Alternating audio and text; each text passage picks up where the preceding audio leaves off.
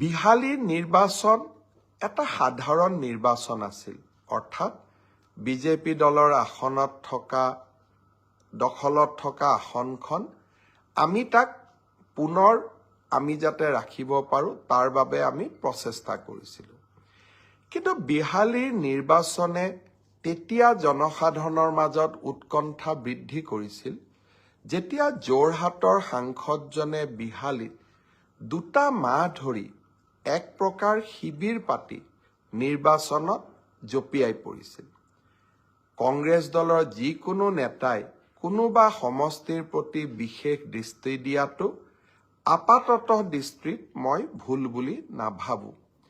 কিন্তু এটা কথা মই বাৰে বাৰে মোৰ মনত আহিছিলে, আৰু সেই কথাটো মই নিৰ্বাচনী সভাসমূহতো এক প্ৰকাৰ কৈছিলোঁ, যে 5টা সমষ্টিৰ ভিতৰতে বিহালীয়েই কিয়? আন কোনোবা এটা সমষ্টিটো তেওঁ 3 মাহ বাহৰ পাতিব পাৰিলেহেঁতেন। মই যিমান দূৰ অৱগত, কংগ্ৰেছ দলে প্ৰথমতে তেওঁক চিডলি সমষ্টিৰ দায়িত্ব দিছিল।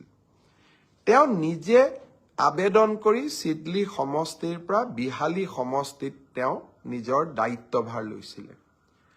মই বাৰে বাৰে এটাই কথা মোৰ মনলৈ আহে, বিহালীত আমাৰ দলৰ প্ৰাৰ্থী আছিলে দিগন্ত ঘাটোৱাল, চাহ বাগিচাৰ এজন শ্ৰমিকৰ সন্তান, আৰু দিগন্ত ঘাটোৱালৰ দেউতাক চাহ বাগিচাৰ এজন চকীদাৰ আছিল।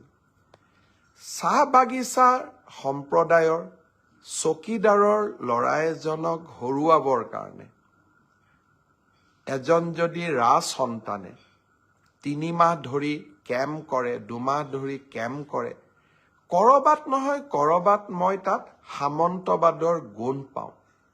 কৰবাত নহয় কৰবাত মই এনে প্ৰচেষ্টাৰ মাজেৰে চাহ বাগিচাৰ সমাজখনৰ প্ৰতি থকা তেওঁলোকৰ যি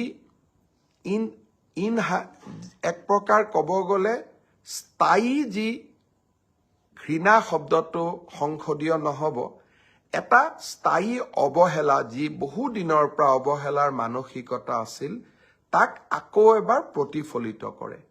আমি সকলোৱে জানো, কংগ্ৰেছৰ দিনত চাহ বাগিচাসমূহত হাইস্কুল এখন প্ৰতিষ্ঠা কৰা হোৱা নাছিল।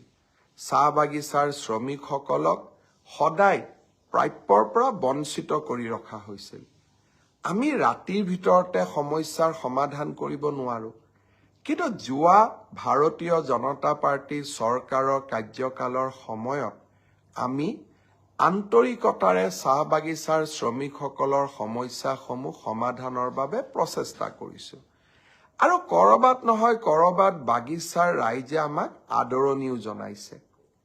চাহ বাগিচাৰ ৰাইজৰ প্ৰতি থকা প্ৰচণ্ড অৱহেলা আৰু কৰবাত নহয় কৰবাত মানসিক বিতুষ্টিৰ বাবেই 3 মাহকৈ চাহ বাগিচাৰ চকীদাৰৰ সন্তান এজনক কোনোবাই যদি হৰুৱাবলৈ কেম্প কৰে বা তাতেই বহি থাকে, মই নাভাবোঁ সি সমাজখনলৈ কৰবাত নহয় কৰবাত ইতিবাচক বাৰ্তা পঠিয়াইছে বুলি।